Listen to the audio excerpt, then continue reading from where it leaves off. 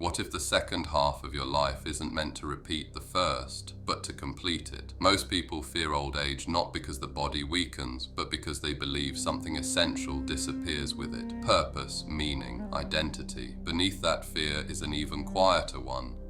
The fear of becoming invisible, unnecessary, or irrelevant. We're taught to chase youth, productivity, and outward achievement, as if these are the only currencies of value. Very few teachings show us how to age consciously, how to mature inwardly, how to complete the journey rather than resist it. Carl Jung believed this fear was rooted in a deep misunderstanding of the psyche. To him, the second half of life is not a slow decline or an echo of youth.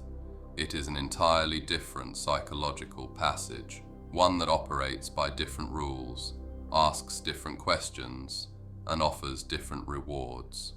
Aging, in Jung's view, is not about losing what once worked, but about discovering what has been waiting underneath it all along. It is a turning inward, a movement toward wholeness. Hidden within Jung's work are 4 essential pillars that transform aging from something endured into something integrated. These are not comforting affirmations or self-help shortcuts. They are demanding, sometimes unsettling truths about the human psyche. Each one requires courage, honesty, and a willingness to let go of familiar identities. And the 4th pillar, rarely spoken about openly, is the most misunderstood of all. Jung believed it was the key to peace at the end of life, and the reason so many never find it. Without it, the other 3 remain incomplete. Stay with this until the end. Not for information, but for orientation. Pillar 1. Individuation, the journey toward inner authority. In the first half of life, identity is shaped by adaptation. We learn how to belong, how to be accepted, how to survive within systems, family, culture, work, and expectation. Jung called this adaptive identity the persona, the social mask that allows us to function. It is necessary. Without it, we would struggle to orient ourselves in the world. The problem begins when the mask becomes mistaken for the self. Many people reach midlife or old age still operating from rules formed decades earlier. They continue playing roles that once brought security, but now feel hollow or constricting. This inner friction isn't failure, it's a signal. The psyche is asking for a new center of gravity. Individuation is the gradual shift from external authority to inner authority. It is the realization that meaning cannot be borrowed forever from approval, success, or identity labels.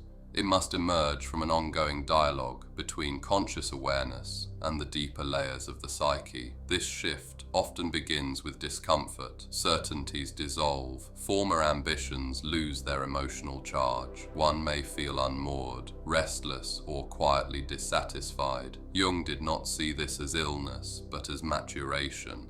Something essential is trying to come into view. Individuation does not mean withdrawal from life. It means alignment. Integrating forgotten aspects of yourself, accepting contradiction, letting go of the illusion that you must remain who you once were. In later life, this inner authority becomes essential. Without it, aging feels like subtraction.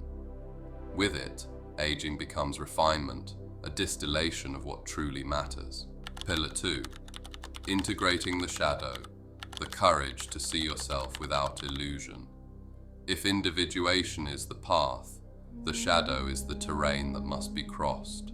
The shadow contains everything we rejected in order to be acceptable, traits deemed unworthy, emotions suppressed, desires feared, and potentials left unexplored. None of this disappears. It waits. In younger years, survival and momentum keep the shadow at a distance, but as external demands soften, it begins to speak. Often through regret, bitterness, cynicism, or unexplained sadness. Many mistake this for decline. Jung saw it as an invitation to honesty. True moral development does not mean becoming more virtuous on the surface. It means becoming more whole. Shadow integration requires recognizing what is actually present, not what we wish were true, aggression acknowledged without acting it out, envy seen without shame, vulnerability allowed without collapse. This process dismantles self-image, but it also releases trapped energy. When the shadow is consciously held, it loses its destructive force. What once erupted unconsciously becomes integrated wisdom. In later life, this produces a noticeable softening. Judgment loosens, reactivity fades, compassion deepens, not because life was gentle, but because self-deception ended. Pillar 3, meaning beyond achievement, a new relationship with life. One of the deepest crises of aging comes from equating worth with productivity. When output slows, value feels threatened. Jung considered this a cultural misunderstanding with serious psychological consequences. The second half of life requires a different kind of meaning, not based on accumulation, but on coherence. The psyche naturally turns inward. This is not regression, it is transformation. The future shortens and the present deepens. Experiences are no longer judged by utility, but by resonance. Memory, imagination, and symbolism gain importance. Past events begin to reorganize themselves into a narrative rather than a scoreboard. Meaning arises from seeing one's life as a whole, with patterns, lessons, and continuity. This produces a quiet fulfillment, not dependent on applause, but on integrity. Yet even this remains incomplete without confronting the final horizon. Pillar 4. Reconciling with death as a psychological reality. Modern culture treats death as a technical problem to delay. Jung treated it as a psychological threshold to understand. The psyche prepares for death just as it prepares for life, through dreams, symbols, intuitions, and subtle shifts in orientation. When mortality is denied, fear dominates. When it is acknowledged, something unexpected emerges: calm.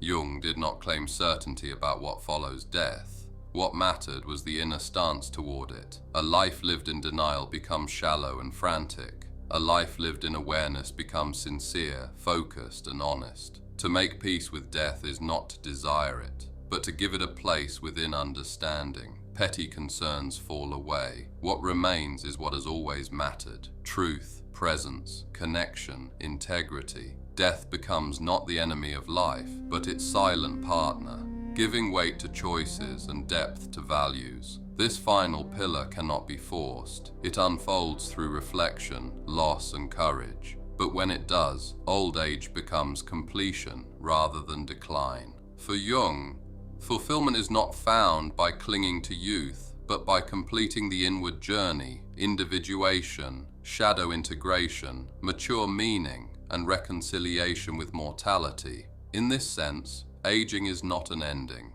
It is the final act of becoming whole. If this resonated with you, share it with a friend, and please like and subscribe to the channel. Awaken, ascend, become.